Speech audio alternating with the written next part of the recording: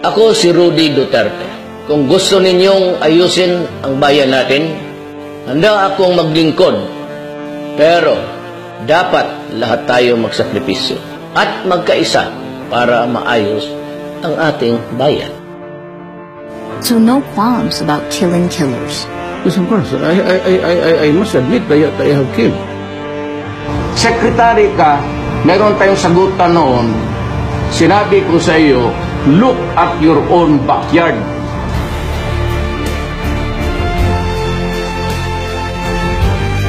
Ayaw ko yung drugs. Mamamatay ka talaga dito. Putang ina mo. Hindi palayo ka.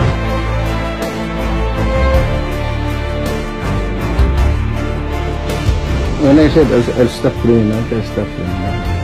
And if I have to kill you, I will kill you. Personally. Kasi criminal neglect. Anak ka na. Yan ang mahirap inumpisahan mo eh.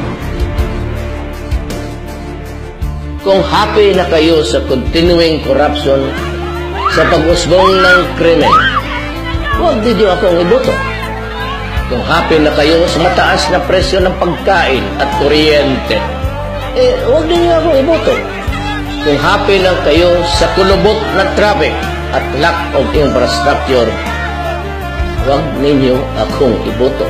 Kung happy na kayo na wala tayong industriya at walang trabaho dito sa ating bayan, huwag ninyo akong iboto.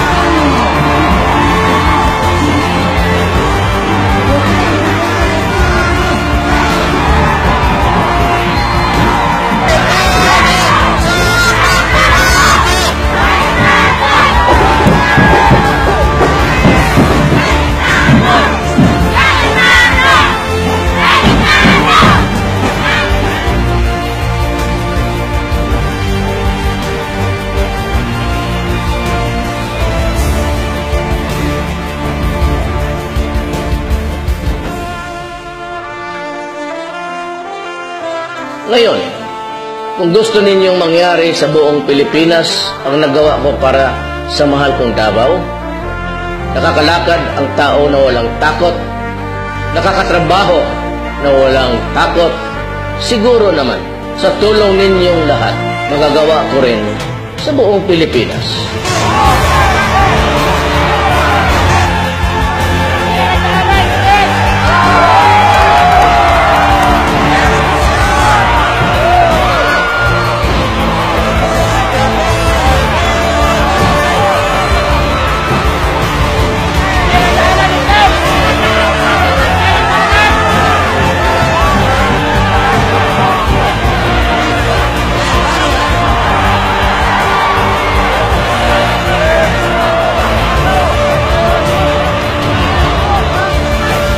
Ako po si Rudy Duterte, isang Pilipino.